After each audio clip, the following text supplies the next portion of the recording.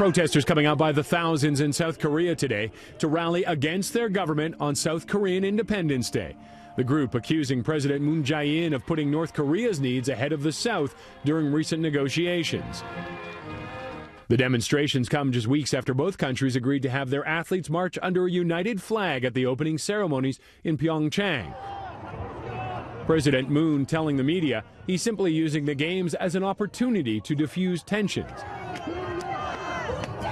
He has made several attempts to spark talks with the U.S. and the North, including asking Washington to, quote, lower its standards for dialogue with the North. President Trump reiterated he would only negotiate sanctions if denuclearization was on the table.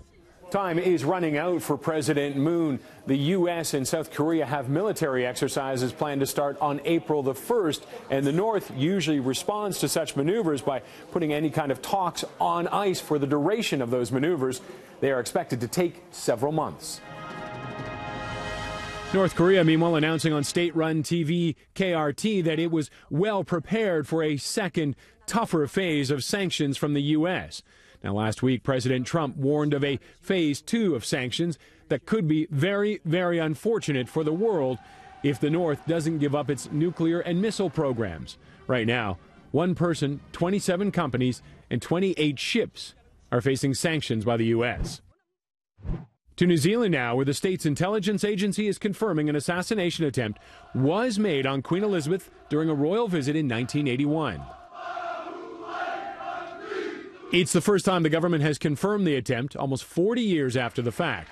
According to declassified documents, a then 17-year-old troubled teen named Christopher Jones Lewis targeted the Queen with a single gunshot as she stepped out of a motorcade to greet onlookers. Several people from the crowd reported hearing the shot, but were told by police it was a car backfiring. An inquiry has been launched to look into exactly what happened and why the police tried to cover it up.